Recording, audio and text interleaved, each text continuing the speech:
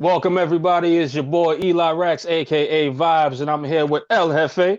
There we go. And I'm here with Mr. Glass Half Full Spiro, and welcome to the first episode of New York Revival. We are glad you guys are listening. What is New York Revival? We are here to revive New York sports. And gentlemen, thank you so much for your time. How's y'all day going so far? Let the people know what's going on. We'll start with you. There we go. Yeah, we'll start with you, Glass Half Full. What you got, brother? Hey, what's going on, people? It's been a long time. It feels like forever. I'm glad to be back. Glad to be talking New York sports with these two. Man, I feel good. We are called New York Revival, and we couldn't have started in a better day, man. Like, we are trying to revive the Giants here. We're trying to revive the Giants. We got some good things going on in the other sports, but we need a revival, like Eli said, and we're ready to give it to you. Mr. El Jefe, what you got? This is a celebration, guys. This was, Hey. I mean, what a season this was with all the buildup and all the shows we did, the articles we wrote, everything we put into this season. And I mean, it was worst case scenarios across the board, right? But we survived. Each one of us got through it. And look, I'm looking at silver linings from this year, right? Like, we started out doing one thing. Here we are. We're starting fresh today. This is our first show. This is our first couple minutes. So really excited. Can't wait to kick this off with you guys and see where this goes. But wouldn't change a thing as of where we are right now. I totally agree. And guys, the first thing I want to do is thank the viewership and everybody that's spending time with us today. And that we said get a beer, right? So we're gonna cheers to the first episode. If everybody can lift your glass for me, we're not gonna show this label because we're looking for sponsorship, and you can be that next person. So everyone, please cheers to many more episodes, guys. Let's drink up, and we'll start the show. Hold on. Thank you guys again for sitting with us. But guys, we got a lot of stuff going on today. A lot of news, especially within the New York Giants organization. You got Dave Gettleman out.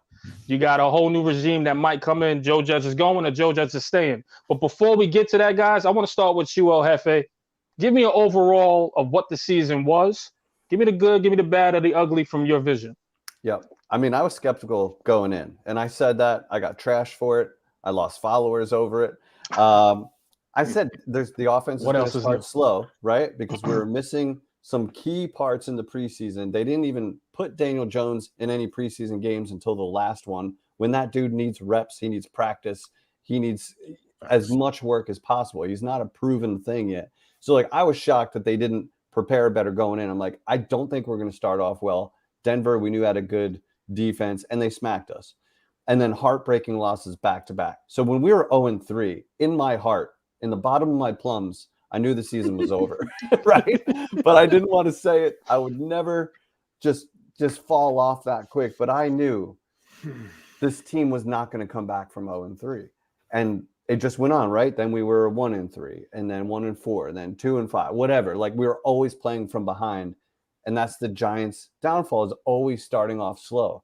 So when we got off to another slow start, I'm like, it's not going to be pretty. But I will say, did not expect Joe Judge to fall off the way that he did. I mean, guys, we were all about this guy through camp, through the injuries, even the crap going on.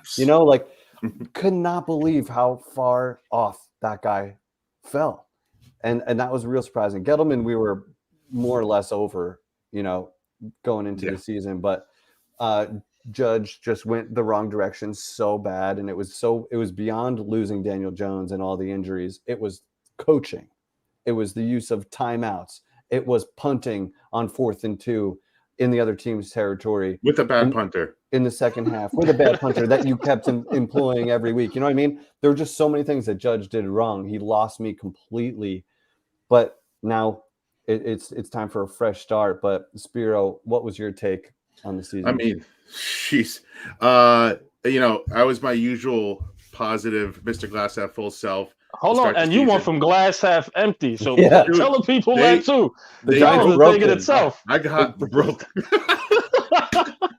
Dude, I had nothing left, man. Like, I was so sick of every year getting pumped up, waiting for Gettleman's plan to come together.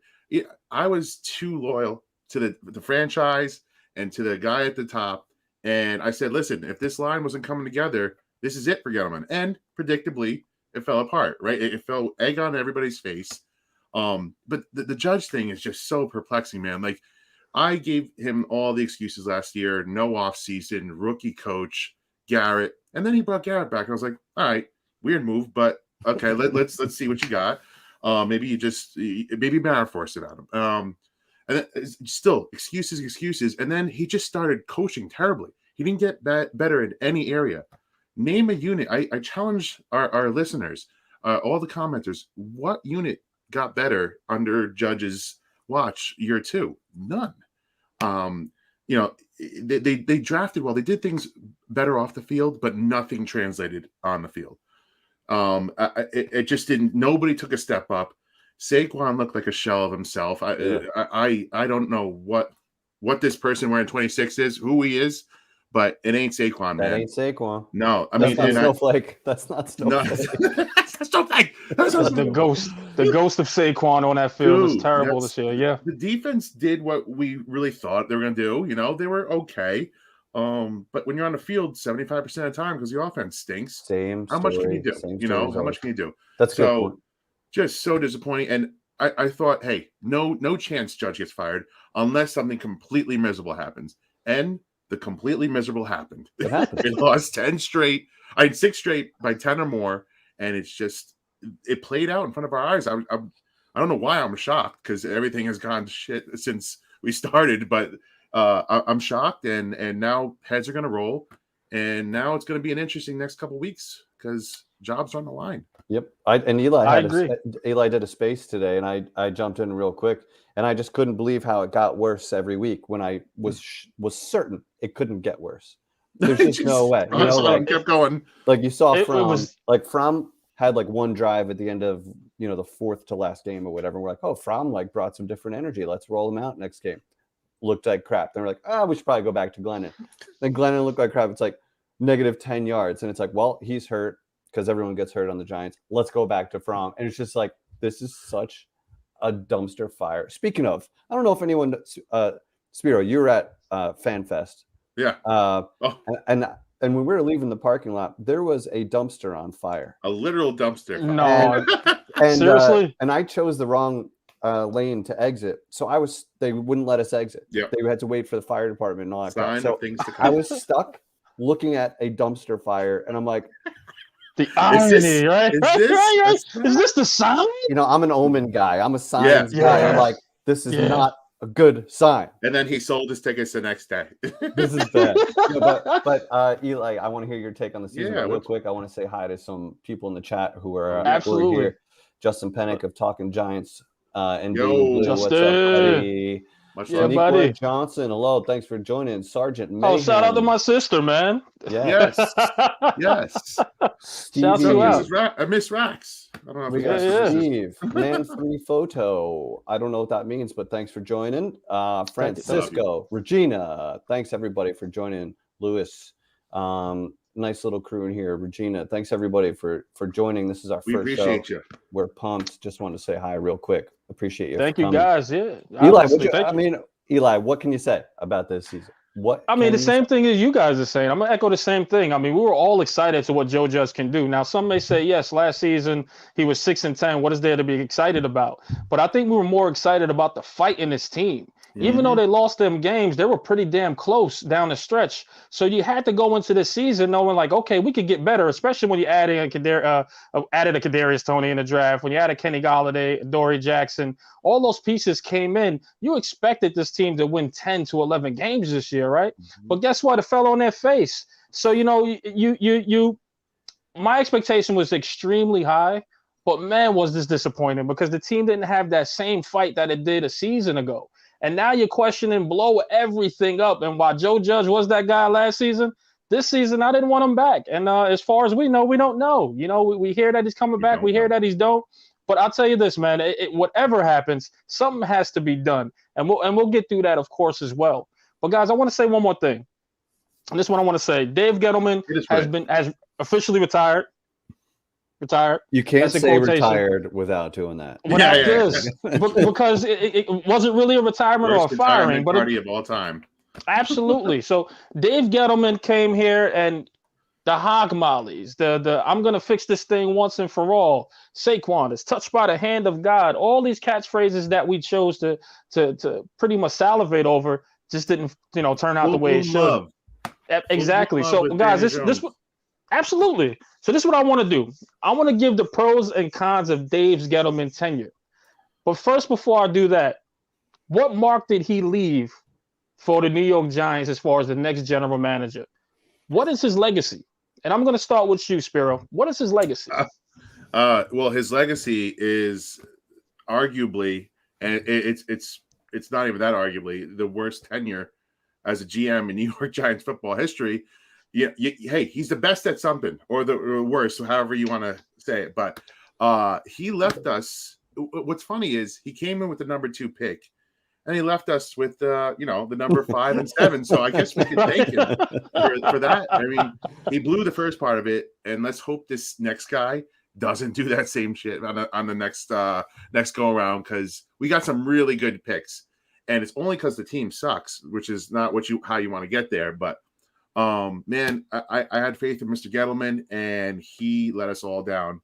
He did. It was very simple. Edge rusher, and you fix the trenches. It's what he did to get to the first couple of Super Bowls with the Giants as a player personnel guy. And I swear, I don't know, what happened in his brain. There's things in his life that went on that maybe affected him. I don't know.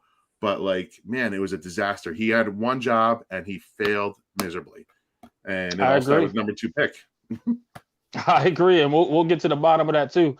El Jefe, man, what's the stain? What's the identity he left on his team? Gettleman came in and he was talking about the hog mollies. He said the right thing. He just said it in the wrong accent. Can you say hog mollies again?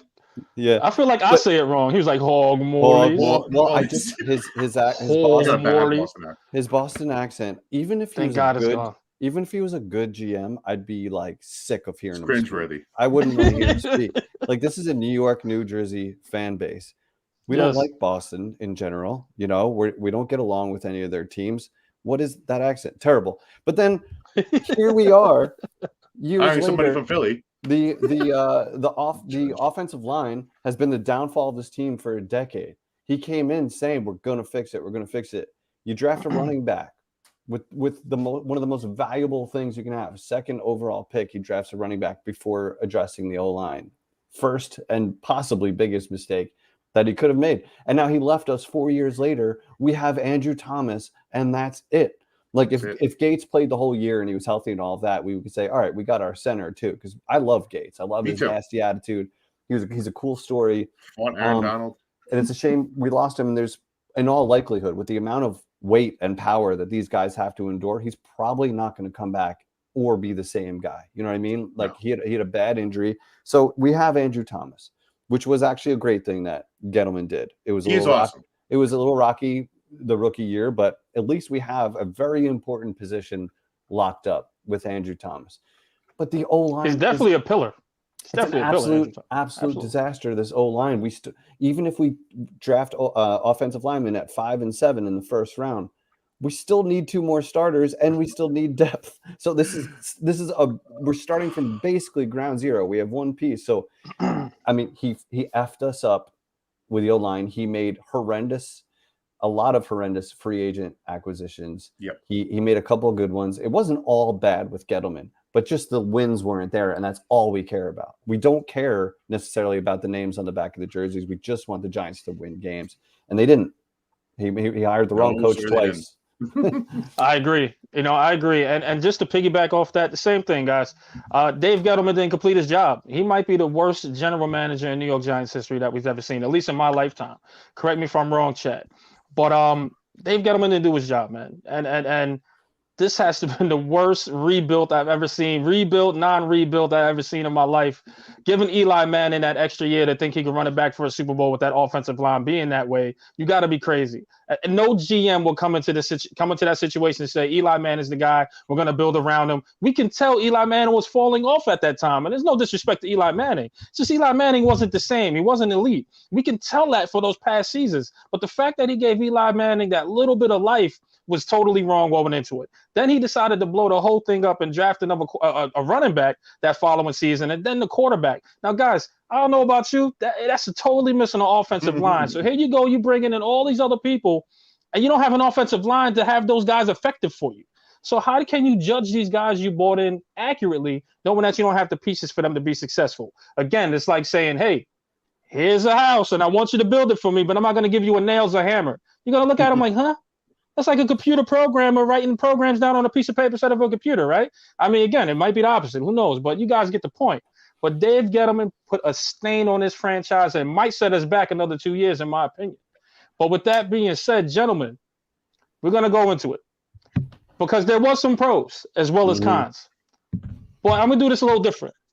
Give me 2 players that is a pro and a con, all right? One player being a pro, one player being a con. And El Jefe, I'll start with you, man. Give me your pro player and your con player that Dave Gettleman actually assisted in bringing in here. And there are enough of each. So you definitely have your pick here. I'm going to say Andrew Thomas just because it's such an important position, the left tackle position. And we saw what our O-line was like without him. It's like, oh, shit, miss that guy. So Andrew Thomas is the best thing that Dave Gettleman did. I think he's the best player on the Giants, to be honest with you. I think he's our cornerstone. He's one of the rocks that we have moving forward. The worst move he made, I think Barkley is a little too easy to say. So I'm not going to say Barkley. But I think for Will. Yeah, I think we know what Will would say. Shout out Will. Shout out Will. You owe me a Coke. And Barkley's definitely an easy one. It's low hanging fruit. But I think Kenny Golladay, paying him what they paid him, which is $18 million a year, $72 million, and this guy was getting 2 or 3 targets a game, completely ineffective. I don't even like the way the guy was given his effort. You know what I mean? Like on the field. I don't like, and it wasn't just the alligator arms on that catch. I don't like the way he runs routes. I don't like the way he pretends to block. I don't like anything he did on the field. You paid that guy like an absolutely elite wide receiver. And Jefe, let me throw this out there with you. And I want your opinion on this too, because a lot of people go, well, the team is over. He's quit.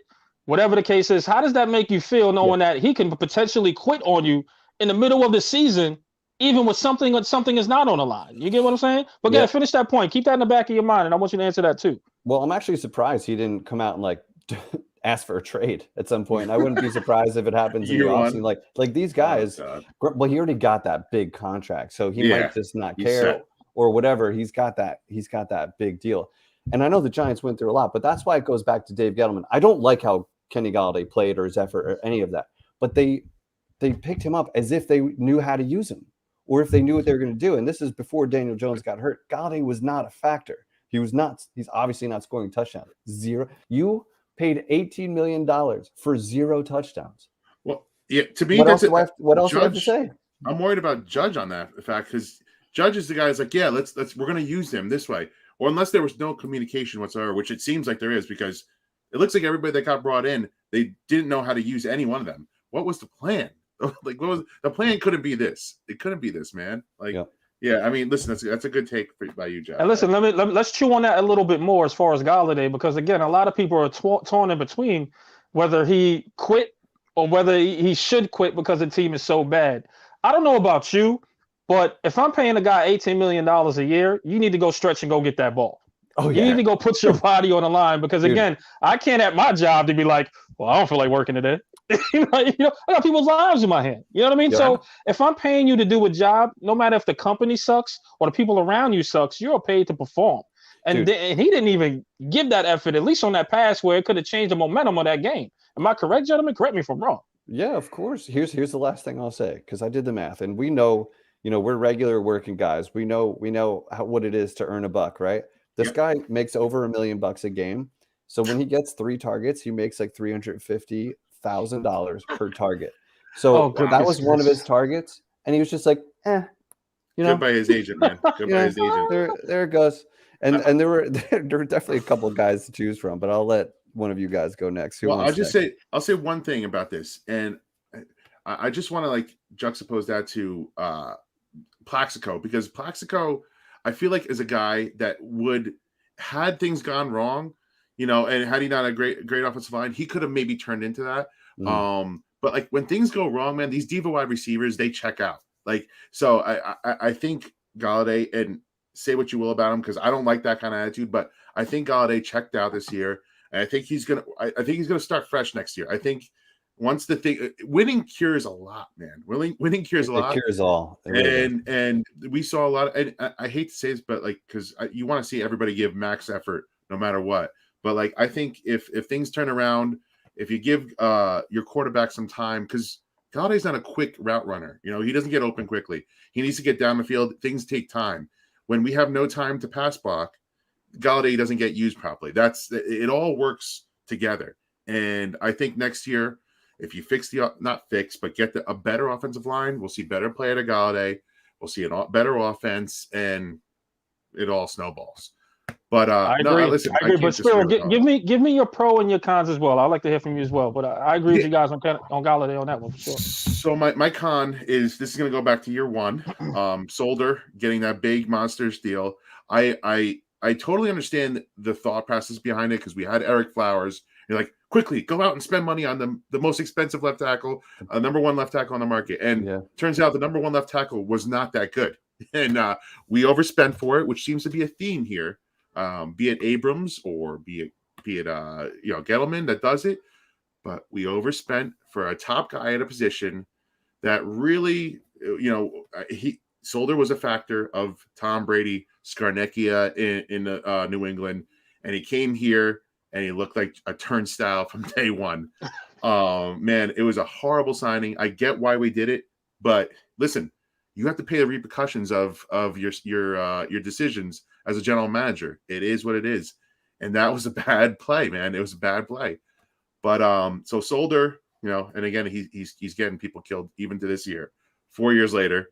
But you're spot on that one. And at the time, it was such a need for the Giants. I know that they were kind of like, we're going to bring out the checkbook, we're going to fix this. The only thing I'll say is, like, never trust a guy that Bill Belichick is willing to get rid of, especially a left tackle protecting Tom Brady. Like, if that guy was legit, there's no way he's leaving. Or a coach named Joe Judge. He let him go too. Didn't think too much of him as a special teams coordinator.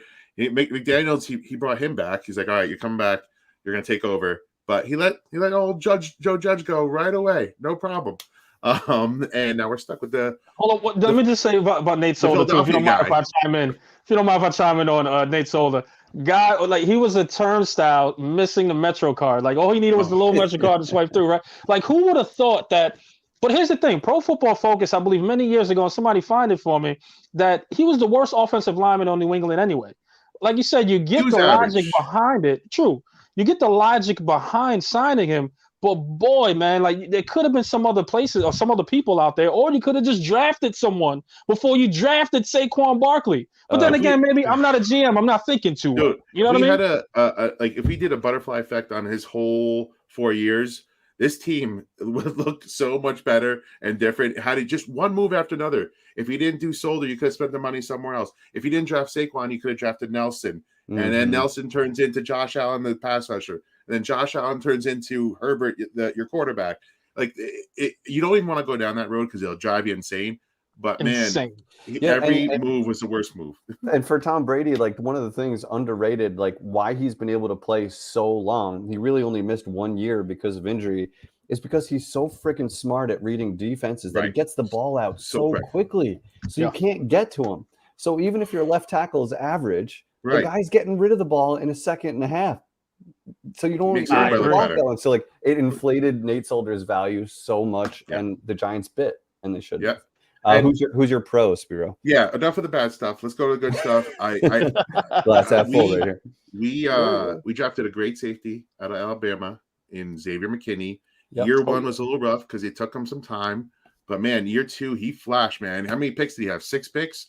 And could have had a 7th this last week. He got a tough drop, but man, that guy is always around the ball, and he's exactly what we wanted, what I envisioned that he could be. He's all over the field. He can guard tight ends, get up in the box. He could play deep center field. That's for the people. Deep center field, meaning deep in the backfield where he's playing as a safety. And that's where he got all his picks, man. Like just he's a ball hawk.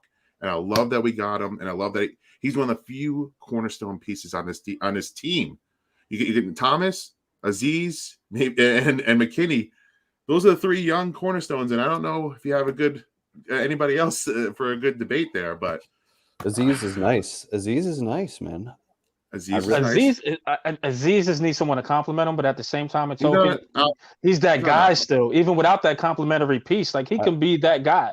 He's been playing extremely well, man. You put another stud on the other side, and you keep Leo there. This defense has some pieces in place to be good.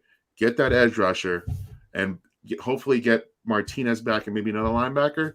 And you're cooking with gas. So let's see what they can do next. I'm totally off script here when I ask you guys. Is this a Super Bowl caliber defense if we had the proper offense? Do you think so? Or are we missing some pieces still? I think it's a playoff defense. You don't see. I mean, look at the other teams that have won Super Bowls. Really, the Chiefs. And granted, they have Mahomes, but they didn't have a great defense. You don't have to have a great defense to get far in the playoffs. You have to have a defense that gets hot at the right time. Have a good coordinator. They have a good coordinator, and it's just riding the hot hand at that point. And I think this defense is good enough if they get another edge rusher, man. I think they're really good. I agree, guys. I'm gonna give you. Yeah, what you got? I'm gonna give you my pros and cons. The pro I'm gonna go with is Adoree Jackson. First, we were like, man, get rid of him. He's a bum. But I tell you, in the middle of the season, not even the middle, I think by about 4th, 5th game, if I'm not mistaken, he started to catch on, and boy, was he that CB2, exactly what he thought he could be for us. The guy came up and he came to play, man. In fact, of the injuries coming in, the COVID situation, etc., that hurt him a little bit. But at the same time, it still came in on that last game like he never missed a beat, man. Shout out to Adoree Jackson. I think Dave Gettleman brought in a great piece to complement James Bradbury, and we didn't really have to worry about that CB2 slot. I mean, in fact, you didn't really hear his name called throughout the season that much, besides the beginning. And it seemed like he caught on to that Patrick Graham system that is just confusing to everyone to freaking catch on to, right? Yeah. So shout out to Adoree, man. I think he had a good year, and I think we could kind of build off that there. But I'm gonna give you my cons, and some people may not like it. Some people may agree. But this feels like it's a hot one. Oh, this is. I think it's gonna be a hot take. Either the chat's gonna light up or my Twitter's gonna light up. But I'll tell you this: I think the con here is Daniel Jones. Ooh, I say Daniel Jones. And the reason why I say Daniel Jones, you went there. I went there. The reason why I said Daniel Jones, we're now in, we're in year 2. I mean, we're in year 3, 4, I believe, in Daniel Jones, and unfortunately, about to be 4, and we don't know who he is. We don't know what he's capable of. Yes, we've seen flashes. Yes, we've seen he could put up 400 yards. Yes, we've seen that. But at the same time, in token, guys, we still don't know if he's that elite quarterback that we need. Now, not to say that we need an elite quarterback, but we don't know if Daniel Jones could be in that top 15.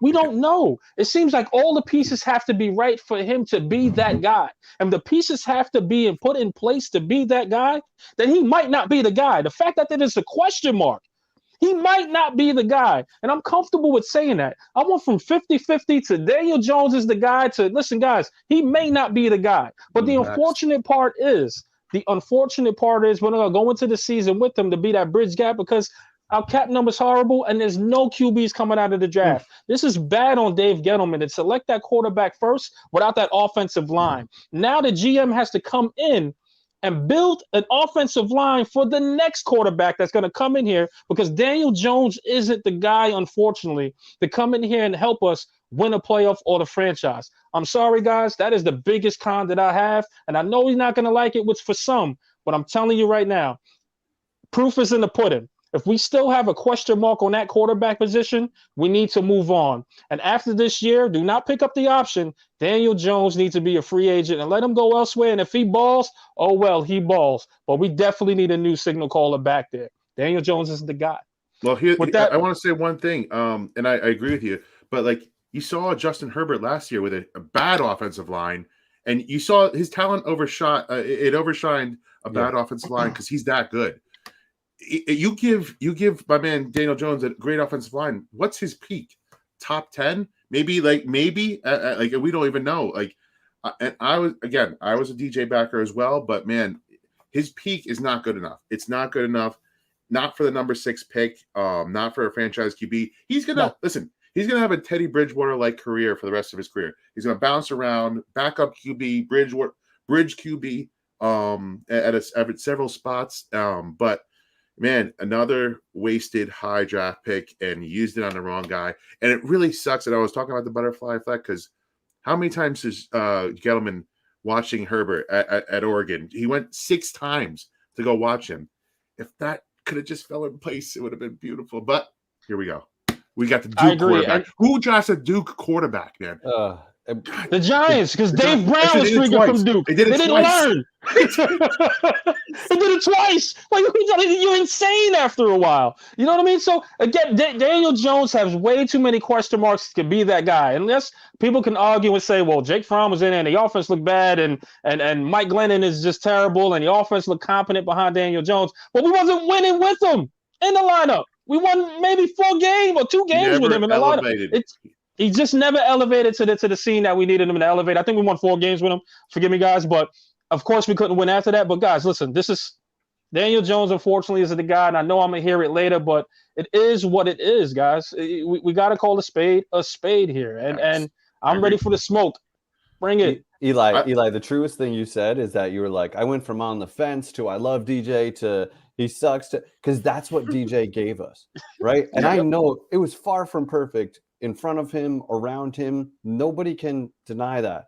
But if you look at the Bengals or the Chargers, do you think they have any doubt about their quarterback? Bad offensive lines, too. Bengals have a terrible offensive line. That's why I brought them up. And the Bengals Can we throw in Trevor Lawrence in there as well? Can we throw in Trevor Lawrence in there as well? Would you guys throw him in there too? He's in a bad situation, but he seems like he could be that guy for the future. Well, there's definitely more to work with Trevor Lawrence. I'll tell you that. There's way more to work with. But I think Jeff's 2 points were great. I just don't think there's anything worse than like a DJ truther that's like just blames everything on the O-line, the surroundings, and as if Jones can't do anything more. Like if we had Herbert or Burrow, they would be doing more because they are better quarterbacks. Like you have to be realistic about what the Giants have in Jones. He's athletic. He can make throws. He's got a big arm. Like I like the physical traits. I don't think he's got like killer instincts. I don't think that he processes things fast enough. You know what I mean? Like, and he's not Burrow. Herbert hasn't made the playoffs yet, right? The Chargers have no doubt that they have their quarterback for the next 15 years. There's no doubt in their minds. If we're going into year 4 and we're still unsure, like Eli said, that's all you need to know. Let them play one more year. It's going to be another 6-win season. Sorry, guys. And then you're going to have to, you can't pay Daniel Jones $18 million. No, I'm fine with giving people excuses for 1 year. That's fine. Like I gave Judge excuses last year. I gave DJ excuses, change system, bad offensive line, bad offensive coordinator. But at some point you have to overcome, and I think that's what we talked about at the beginning of the season, overcome bad situations and just put the team on your back. And he just didn't do enough. And then now, on the cherry on top that nobody's talking about is that he's been injured every single season. Every single one. That's even go back to Duke days. You cannot have your quarterback missing this many games. You can't do it. And that's just a cherry on top of all these things. Like you could be an average quarterback, but if you're there every Sunday, I'll give you props, and at least we think we have a chance. Yep. We saw what happened in the last 6 games without our starting quarterback. Total shit show. Agreed. When a great quarterback has a bad O-line, you can tell when they're just suffering because of that O-line. Right. But Daniel Jones, and I'm sure it's a product of always having pressure and everything, but when there was good pass protection, he was missing guys. He was missing reads. And that interception he threw to the defensive lineman who wasn't even in the play. You know what I mean? Like he's doing shit like that. That great. He didn't make special plays though. Like you could have those plays, but make the special plays that go along with the shitty plays. Phenomenal point, because that's the thing when people want to compare him to Eli. Eli threw a ton of interceptions, but he was also clutch as hell in the fourth quarter. I realized he had a better surrounding and everything, but when you needed points in the last 2 minutes, that 2-minute and 4-minute offense, Eli was the guy. And if you're too young to remember, go watch some tape because Eli was the guy down the stretch and in the fourth quarter. He had ice in his veins. He was a monster in those situations. Jones hasn't proven any of that. He has potential. So if you're a DJ truther blaming everything else except DJ, you're lying to yourself because he has to show more. If you're looking at his ceiling and his ceiling is Tannehill is on a phenomenally coached team. You know what I mean? And they're the number 1 seed in the AFC. So like, I don't even know if Jones is a Tannehill type guy. I think he's like ceiling like said, middle of the road. Daniel Jones. And He's a Daniel Jones. if you look at the teams in the playoffs consistently, they're the top 12 quarterbacks. Mm-hmm. You know what I mean? Like, that's what you need to win. And if Jones isn't it, move on. Like, stop with the emotional attachments. Like, let's win games. Absolutely. I think we're at this point to where we're like, listen, we just want to win some games here. We want to start winning. We want to get the proper pieces in places because it's just been too long of losing from this franchise. And still, the number one question is that neck injury going to put him out for the rest of his career, another season, half the season? We still don't know what's going on with his neck. This is like scary, man. It's scary. Yeah. You know, and I told people from here on in, like when a neck injury happened, I'm like, there's no way in hell he's coming back from this, especially the fact that it's so under wraps. You know, so again, we don't know what Daniel Jones has to offer with that neck.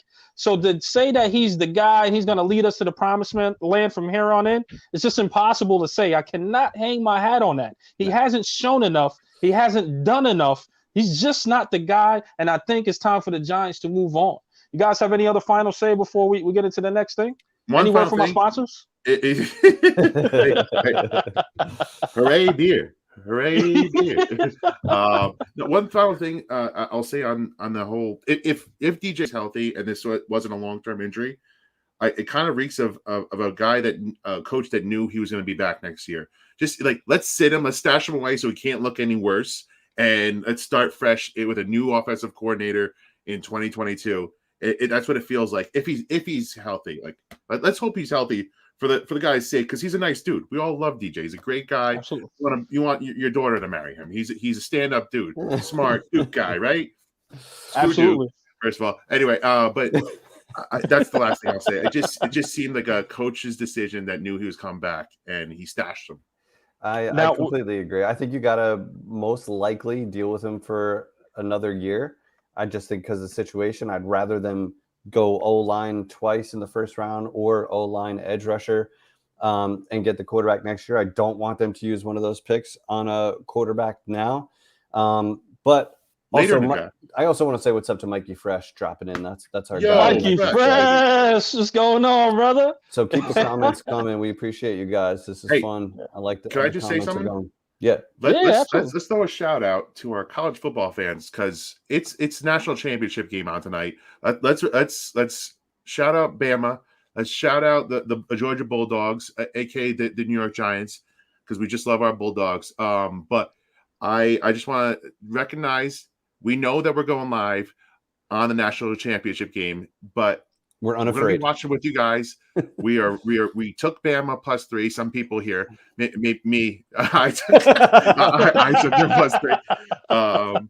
Let's go, Roll Tide, and we're watching. I'll try and keep you guys updated. I know you guys. Yay, Fresh. Okay, shout out Fresh. Okay, yeah, I'm a big take the points guy. So we'll be talking more gambling and betting for you guys too. Hey, shout out all these sites: DraftKings, FanDuel, yo. Come holler at your boy. let's talk. Let's talk. But we're gonna throw in some segments for you guys. So stick around, man. Stick around. Absolutely. We got some good stuff for you guys. Absolutely. And if anybody has something personal they want to promote, etc., please give us a call or give us an email at nyrevival@gmail.com. The nyrevival@gmail.com. Again, the nyrevival@gmail.com. Correct me if I'm wrong. If anybody want to send some stuff our way, let us know, man. We'll promote it on the show. Big shout out to Swamp Ass Protection. Thank you. Swamp Ass Protection. Thank you. We'll be more than happy to take your sponsorship, man. Don't worry. Swamp Ass Protection. Send me a DM. Thank you for looking out. Definitely work something out. I feel like our brands are aligning nicely. Yes, they are. So absolutely. Feel free. These are the kind of people we want to be associated with. Absolutely.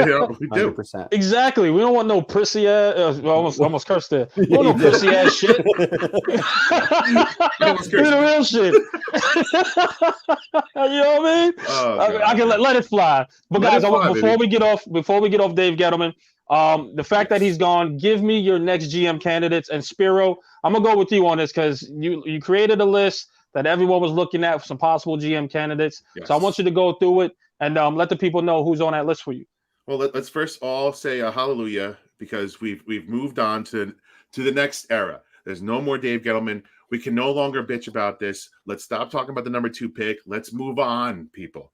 We're moving on to bigger and better things. And hey, today was a fun day, man.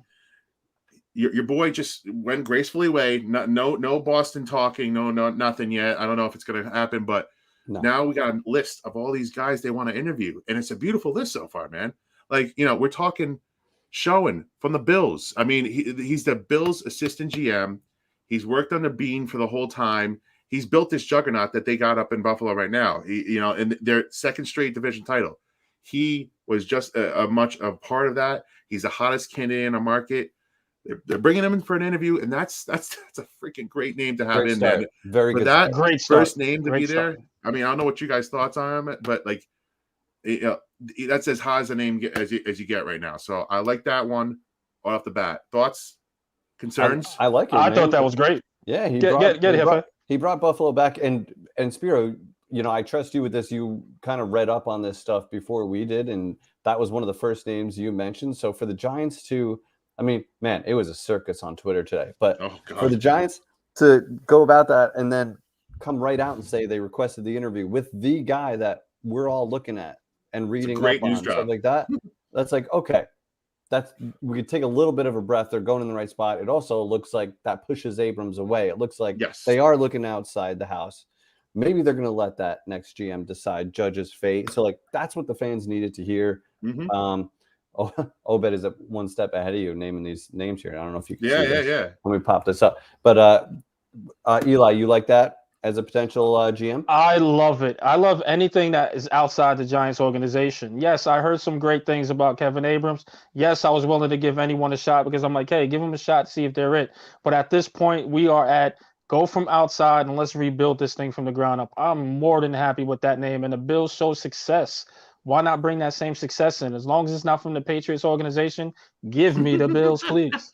Hell yeah. And listen, on that in-house guy that we're talking about, Abrams, it's been reported now several times. He's not even a candidate for the GM job, really.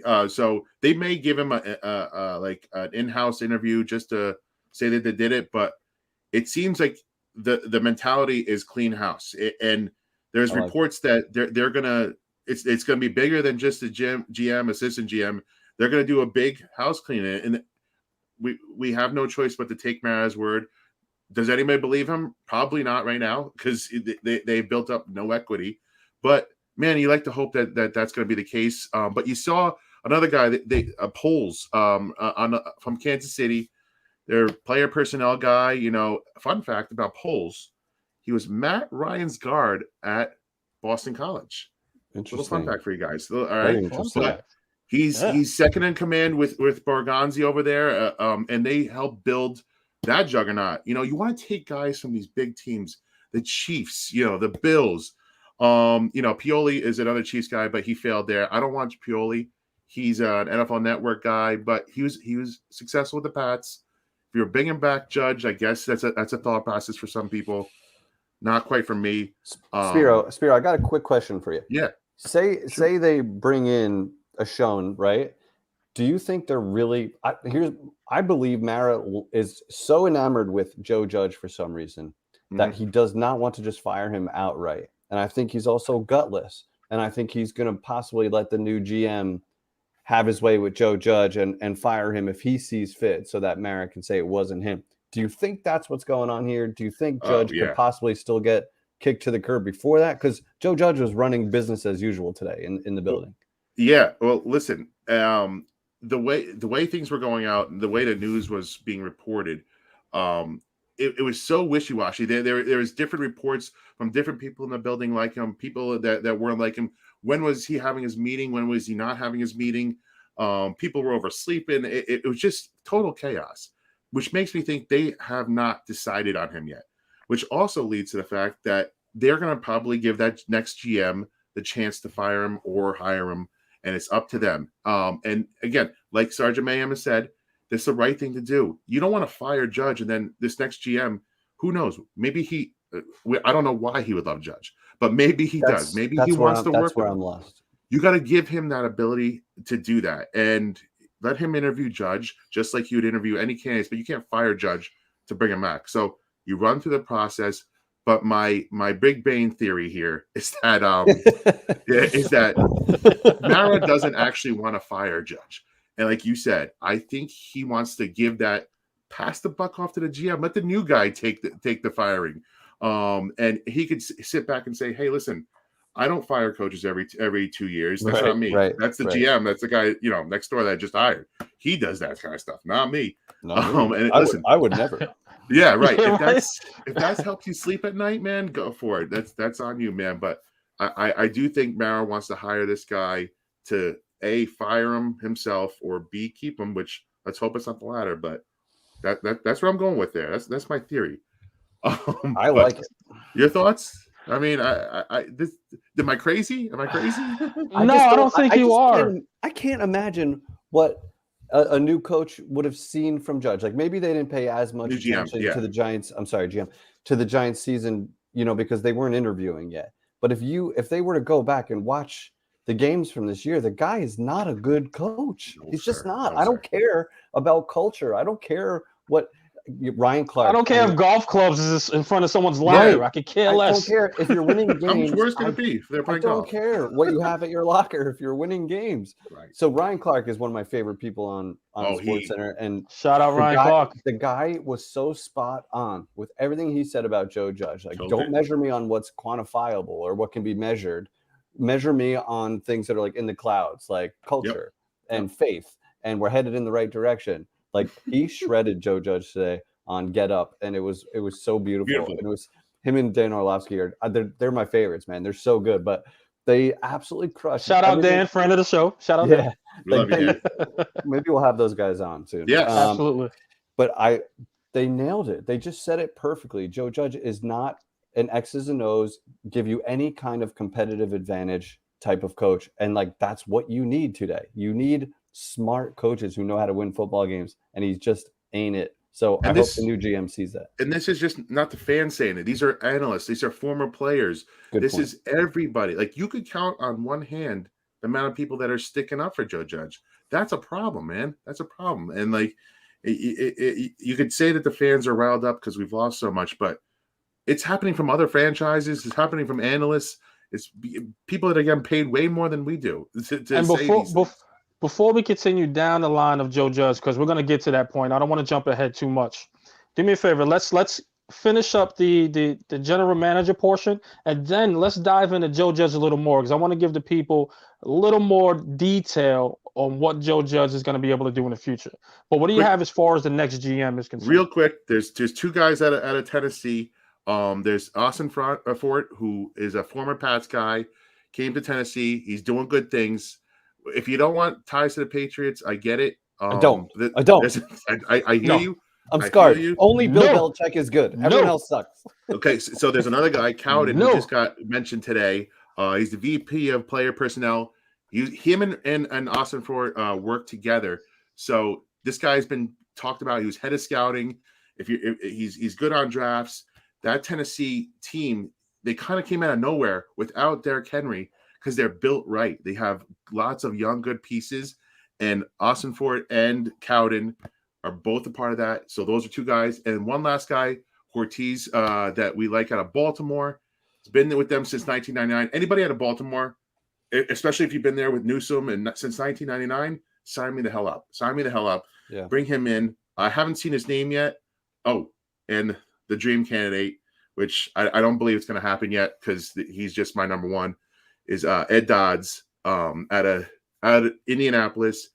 He started that whole Seahawks, dynasty, mini dynasty. Mm-hmm. He's come to Indianapolis. He's built that team.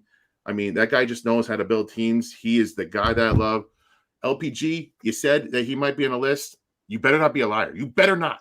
Don't tease me. Spiro, you know what a good thing is that it seems like, I believe there's only 3 teams who have fired their GM or their GM has left. Us, Bears, yes. Vikings. Yes. So if that's the case, and you have 3 candidates that you love, you could potentially be happy no matter if somebody else jumps on a hire before you. You can have your preferences and all that. There's some good names out there. Big shout out to Joey Clark. Joey Clark coming through. Joe Clark. Oh, wait, that's the wrong one. Yes. There it is. That was actually for you, Joe. You did ask for who's the Baltimore guy, and that's it. Joe Ortiz, or I think it's Ortiz. I don't know if I'm saying it correctly. Somebody said someone fact check me. I've now heard this twice. That Shane Showen. That it's the way Shane. you say it, Shane. Okay. Shane. Yeah, that's why we. You know what, guys? This is why we need you. You guys, that's why we do. Absolutely, elevate us absolutely to the next level. We need our commenters out there. Just pick us up. Damn right. Please, we need you. If we so, guys, I want to go into let us know. Absolutely. Yes. We're going to go into the next segment, guys. And the one thing, the elephant in the room, I guess not the elephant in the room, the biggest question in the room will be Joe Judge's future. We have a lot of conflicting reports saying that he may stay. Then we had a lot of conflicting reports that he may go, but it seems like more stay and go. We don't know. But with that being said, guys, what do we do if Joe Judge actually stays? What does he have to do to win this fan base back? And I'm going to start with you, El Jefe. What does he have to do to win this fan base back if he's the guy that stays at this point? I guess come back as a completely different person. Because why are you the way that you are? I don't like We're a few beers in. I don't like the way he carries himself. I don't like the way he coaches. I don't like pretty much all of his philosophies. Right there. I don't know what he could possibly do. Like, I don't see a Joe Judge led team all of a sudden coming out firing next year, and you see like this aggressive offense, which you need in 2 days game. I just don't see it happening, man. Like, the Giants would have to go to the playoffs and be a different team, and he would have to be a different coach. But like the way he handled adversity down the stretch with the press, like just being so salty with the press, like, dude, you're not it. He almost talked himself out of the job. You will never survive. You will never survive here if you get defensive and you get like the media is going to eat you up, and that's what they're doing. And when the media eats you up, not just the reporters, beat reporters, because they have no connection with Joe Judge. You can tell when they ask questions. Joe Judge like hates them. Then like everybody on SportsCenter, like 97% of analysts are saying Joe Judge is a dunce. Like, get that guy out. Every fan, 99% of fans are done with him. It's really hard to come back from that. Yeah, the Giants would have to start 6-0. Yeah, well, you know what I mean. I agree. I agree. It would have to be something like that. Don't be man 3 photo. I can't agree more. Don't come out with this Timmy Tough Nuts. I agree. The only upside to Joe Judge coming back is that I can impersonate him for another season. Yes, that's about Please it. subscribe to that YouTube channel. That is awesome. The best kids on the interwebs. Absolutely. Spiro, what you got, man? What does he have to do to win the fan base back if he comes back? I think it's real simple, guys. There's 3 things. There's 3 things. 1, draft well. That's right off the bat. You have to nail this draft. If you are here and you're a part of it, this is year 3. This is your chance to put the final stamp on your roster. You have 5 or 6 top 80 picks. You have a chance to turn around your roster with this draft. Draft well. Number 2, you have to. He's got to pull a Tom Coughlin. He's got to change, like you said. He can't be Timmy Tough Nuts. Tom Coughlin changed, and that's what got him that 2007 Super Bowl. He was hard. He came in as a commander, and the players didn't like it. And you're seeing the same thing happen now. He coached them too hard. That didn't work. No more laps. Maybe change it up now, because the laps thing didn't work. So now you have to change your strategy. Such a good point, man. And Coughlin was an old man, and he was willing to change. Judge, Judge, if you are lucky enough to get another chance and you don't change your career, no one's going to give you another chance as a head coach. He preached that he was going to be adaptable. That's what Bill Belichick was. And you thought he was coming from that tree, he'd be able to adapt, but he is not adapt at all. No, but and go ahead. Sorry. This is a good point. Like, it's so obvious what Judge is doing, begging for Abrams to be a GM because they know they'd be tied to right. Everything he does reeks of desperation. So it's just annoying, man. Last thing, I agree. Find an offensive coordinator, a legit offensive coordinator. And this is the problem. This is why I don't want Joe Judge back, because what offensive coordinator in their right mind wants to come to the New York Giants and play for a lame duck coach? You have 1 year to turn around a historically bad offense, and if you don't, you're probably going elsewhere for that job. The only way I think they could get around this is if A, they find a diamond in the rough from somewhere, or B, you offer this offensive coordinator the chance to get a front row seat to the head coaching job once Judge is fired if he doesn't succeed. And that's the only bit of only thing you could dangle out there as bait to come and come to New York, because like, why would you want to come here right now? You have no job security, and you're working with not a ton right now at quarterback and offensive line, the two most important parts of an offense. Yeah. So I don't know, man. Those are the three things for me.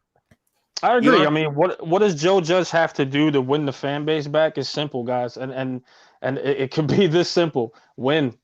It's not going to take the entire offseason. I don't even think it's going to take the draft. Yes, the draft is going to get us excited, but we've seen what this offseason did with the draft, right? We were excited about these players coming in. Kadarius Toney, all these other players. We traded back for the first time. Dave Gettleman did it. We were so excited to get these pieces in here, and we laid a dud. So at this point, I just think it's simple. Win. No more Timmy Tough Nuts. No more making these guys run laps, because obviously, according to Golden Tate, or again, we're not doctors, but we're just really trying to connect the dots here that maybe you are working these guys out a little too much as far as running, etc. These soft tissue injuries are insane this year. I've never seen this many on the Giants as far as me being a freaking fan. So Joe Judge has to change his philosophy. He has to change the way he thinks and discipline these players. Again, you're not looking at these best players, interest in mind for these players if you're not willing to change and for the better and for the health of them. So it's simple. Joe Judge has to win.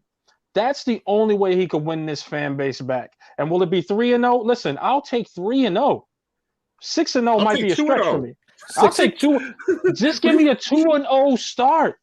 I think the fans will be happy. We haven't been over 500 in 5 years or something like that. 5 years. Crazy. And think of it this way. Think of it this way. Every 0-2 start, every fan out there goes, it's the 2007 Super Bowl. No, it isn't. All right, that's the sale. Giants made history. They made history in 07 doing that. There's no team coming back from 0-2.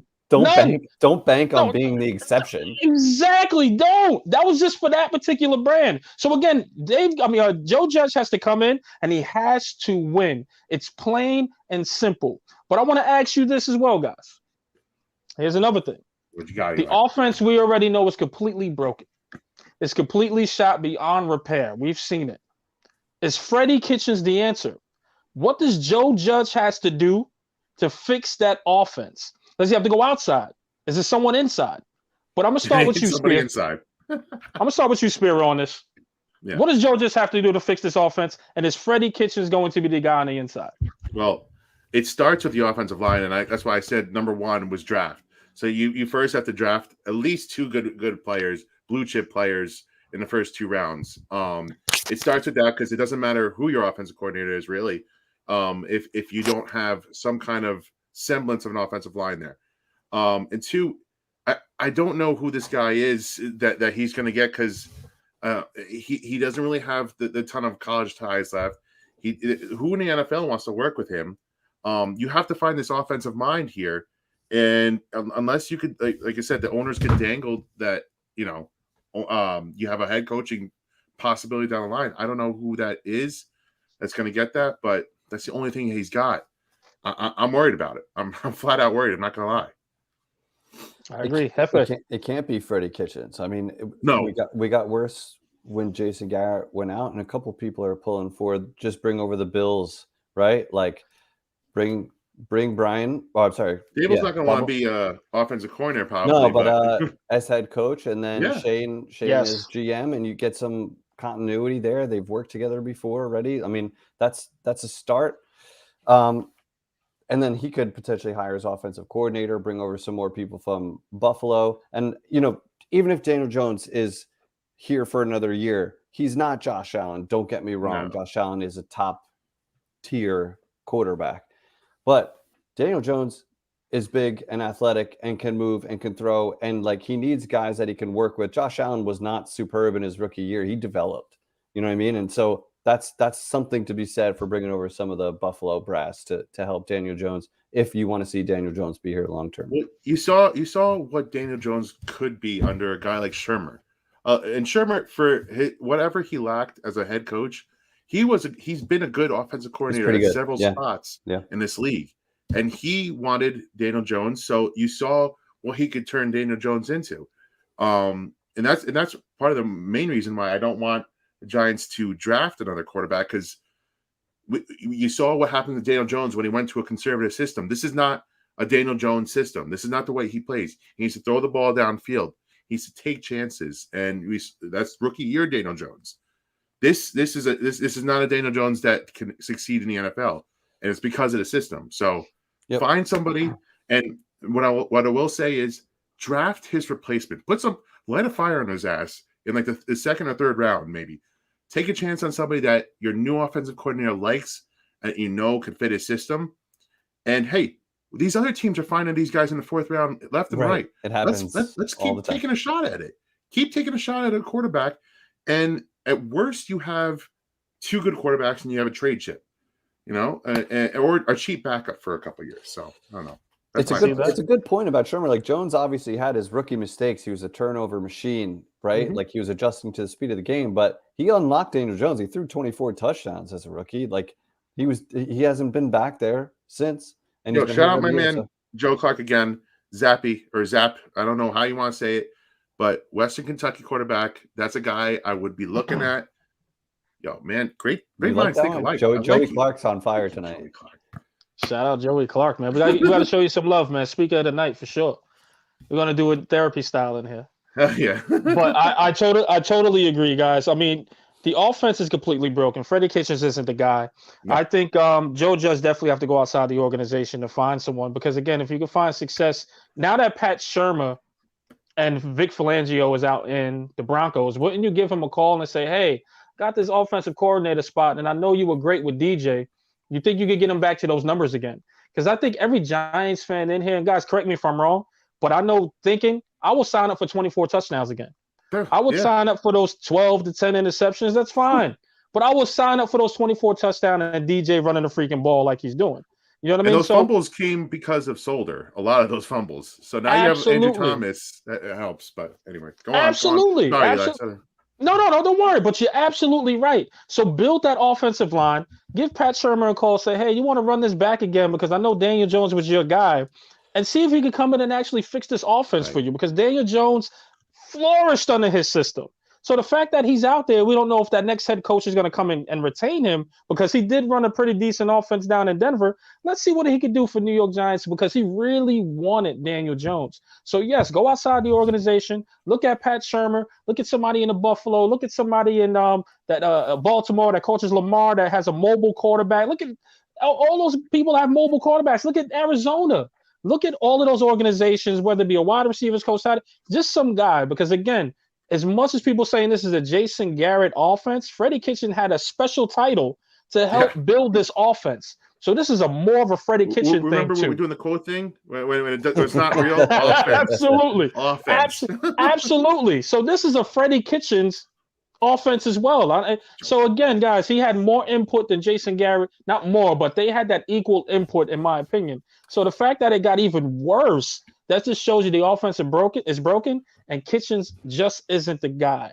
Now, guys, one more thing on Shurmur. While I like what he did for Daniel Jones in his rookie year, and there's a few people chiming in with it, Judge basically threw Shurmur under the bus. Oh yeah, with a lot of comments about this ain't the crap that was here from years ago. So he basically threw, and Shurmur was even to the point where Denver media was asking Shurmur about Joe Judge's comments. Shurmur knows it happened. So if Judge is here, I don't think Shurmur would come unless it's his only option.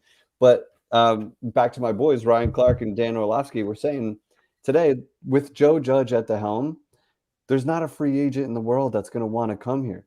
They don't like the optics. And it's a big, Mara needs to step aside and look at this from the outside perspective and see what people are saying about Judge in the media. These are all ex-NFL executives and players and coaches that are saying these things. That matters. It matters more than when fans say it. These are people who are actually been there and done that. So 99% of those people are saying you got to get rid of Judge. So they might know what they're talking about, because it is an optics thing too. The way he runs the show, the way he handles the media, that's not a destination place to work. Eli, quick, would you take Brian Flores, who just got fired today as the New York Giants head coach? Next one. No, I am tainted with all Patriots. Yes, he had success. He's going Yes, back. Now, exactly. if you have any It's Patriots in your tainted. lineage, you're out. I want none. And the reason why, because Brian Flores, I believe, is 24 and 26, I believe, in his career. That's just not enough. He wasn't able to produce a playoff team out of that, even though it was a winning record. I understand that conference can be a little tough, especially with the Patriots in there, the AFC East, if I'm not mistaken. Somebody correct me if I'm wrong. Yep. But at the same time, we couldn't produce a playoff. So we're trying to get to the playoffs. I need the guy to come in here and do that. And plus, what Flores was, he hired a bunch of rookie coaches around him as well. He couldn't get that coaching staff right to get his guys right. Yes, he's a great motivational guy. Yes, he's a great speaker. Yes, he had success the past 2 years as far as records concerned, but overall, he just couldn't get the job done. And that's why Miami moved on from him. He couldn't produce playoff wins, period. If we fired Ben McAdoo, and I know that you can't say that name, but if we fired Ben McAdoo after one season of 11-5 and a playoff berth, and then he craps the bed, what do you think Brian Flores is going to do? He didn't make the playoffs at all. No, we need somebody to take us there, and I don't think he's the guy. So a former Brooklynite, he's not your guy. I get it. Jeff, do you have anybody in your mind that you would like to see in here? Is an offensive guy, defensive guy? Well, I definitely want to go offensive guy, just because I think we have so much more talent on the defensive side, and we're missing a lot of important pieces on the offensive line. So we need a smarter guy who can, as much as possible, scheme around that and try to help the quarterback and the skill position players. But like Flores being fired after he won, was it 8 wins? He won 8 of the last 9 games. Yeah. Well, yeah. Oh, yes. So it's so. I mean, coming from a Giants fan perspective, we would be hanging on to this guy's leg, like, please don't leave us. Like, he barely won 8 games in 2 years. Like the Dolphins firing him, like the first morning they could. Like, it's almost like, you ever have a friend that like broke up with the hottest girl he ever dated, and you're like, what are you doing, bro? Why would you? You're never gonna get tail like that again. It just kind of feels like that. It feels like the Dolphins just broke up with the hot girl, and it's like, why would you do that? You had something that was working. But it really doesn't make sense. But until they get an elite quarterback, a top 10 quarterback, they're not going anywhere either. Tua is not going to lead you deep into the playoffs. Like, he's not that guy either. So you can fire Flores if you want, but you got to fix the quarterback position. One more question. Do you think Harbaugh comes to the NFL, and where do you think he's going to go? Raiders and Bears. He played for the Bears. And the Raiders, he was a West Coast guy. Started out in Stanford. I think those are 2 good fits for him if he does leave. But man, I think he's going to chase the money. I think he's coming out of college, man. I think he is. I think he wins everywhere. I'd love him in a Giants, man. He wins everywhere he goes, and the Raiders have a decision to make. They have an interim coach who the guys are playing for. You know what I mean? Pull the rabbit out of hat. And I love that they kicked the field goal. I couldn't possibly. How much fun was that game last night? It was amazing. It was amazing. We all stayed up for it. We're like, we're gonna pay for this, but I don't care. I saw your tweet, Eli. You saw that, dude? I red in my eyes and everything this morning. I tell you, but it was a great game. I was going for the tie because I was like, man, let them both go. Let chaos happen. I'm glad that happened. But at the same time and token, I mean, Harbaugh, I would say Las Vegas is probably the better situation. However, it's not wrong with Chicago either. They have a young quarterback there. They have a defense that's pretty stout. They just got to add a couple more pieces, but it's not far off to being that competitive team or that playoff team, in my opinion. Yep. They just got to work out that offensive side of the ball. So you can make a great argument for the Bears as well that he can take over. But Las Vegas, I think, will be the best one. Bright lights, man. Bright lights. Yeah, and listen, they're a playoff team. Absolutely. He's walking into a playoff team, so that's a pretty good spot to go. I'm happy for Carr. Aren't you guys? Like, I don't know why he's just one of those quarterbacks you just like for some reason. Like, he's kind of always thrown into the average bucket. That eyeshadow thing, though. He looks. You ever notice that? I noticed that. It's funny you say that because I was like, man, my man wearing eyeliner or what? Eyeshadow? I don't know what that is, but I was like, bro, he looked crazy in that helmet. Like, I don't know what it is. Good for him. Good for him. Yeah, and good for the interim coach. The Raiders have dealt with so much adversity. Yeah, and they got a coach that just willed them to victories. Granted, they have some good talent too, but man, if Judge could have just willed his team to one more win, we wouldn't even be having this conversation. It'd be a lock that he was coming back. He just could not grab hold of his team, and that's why we have our doubts. But Moving on, gents. Anything else? Listen, guys, we'll say this. We'll give final thoughts as our time is coming to a close, because if we keep going, you guys won't miss us and you won't come back. So first off, I just want to say final thoughts. El Jefe, you got anything to add? And then we'll head off with Spiro and we'll go from there. Yeah, first off, thanks to everybody who hung out. Our first show, you can tell we're really excited. We're going to be doing this a lot more. To the Giants, and I'm sure a lot of people in the Giants brass are watching this show right now. I just want to say you have a chance to right the ship. Don't double down on mistakes you've made. Change course. Make changes. Do things you're uncomfortable with, because nothing good happens in your comfort zone. You need to step out of what you know and look around the league at what's working. And you need to model after that if you have to. Just put your ego aside and your personal relationships aside. The fans are desperate. We have put up with enough. Let's move forward. Let's make some better decisions. Cheers. And thanks, everybody. I agree. Spiro, what you got, brother? Hey, man, I echo Jeff's thoughts. We love all you guys. I hope you guys come back. We're going to have a lot of great things for you guys this year. I know we're a Giant-centric podcast, especially today because it was a big day, but we're going to be talking Rangers, who are the hottest team in the league. No big deal. A freaking wagon. We got Nets, we got Knicks, we got Yankees and Mets. We're going to be talking gambling and sports. We're going to be talking fantasy. We're gonna talk about everyday life stuff too. So yes, this is Giant-centric, but we have so much to offer you guys, and we are hoping that you guys come along with us. You drink beers, you do whatever you do your vice to have fun, and just be a part of the ride, man. We are so excited to have you guys, and I'm looking forward to the future with these two. Eli, Jeff, you're my boys. Vice versa, brother. And I'm going to echo to both of my brothers here. And first off, thank you to everyone that has listened to this show, that gave us a little bit more time off as we try to figure ourselves out. And New York Revival, here it came. And I just want to thank you guys for supporting every social media page that we have, down to the YouTube. We're going to be doing more shows like this. Guys, like Spiro said, we're going to be covering not only the Giants, we're going to be covering all the other New York teams as well. This is a revival for New York.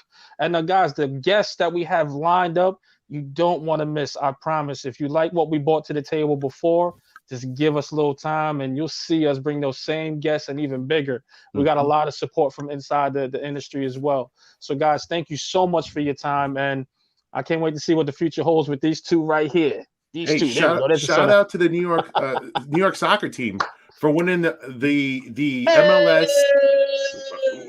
Cup championship. We love you guys. NYCFC. You're starting the revolution, the revival of New York sports. We need something to get us kickstarted. We had our soccer team go first. Let's get Rangers going. Let's get Knicks and Nets going, and let's ride this wave, baby. We are at the bottom right now. But we're gonna rise from the ashes like a damn phoenix, and we're coming back.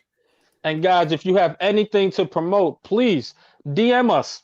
A little small fee, a little small donation to help us out here, make our show a tad bit better. So please DM us. If you got anything to promote, we'll be glad to promote it on here on his YouTube channel, on our Twitter. You'll be the sponsor. This is a show for the people. Welcome to the New York Revival Bar. Bring a beer, pull up. And on behalf of my guys, El Jefe, I got to get this thing down packed, man. This screen's crazy. El Jefe and my guy, Mr. Glass Half Full. We like to thank you and welcome to New York Revival. You guys have a good one.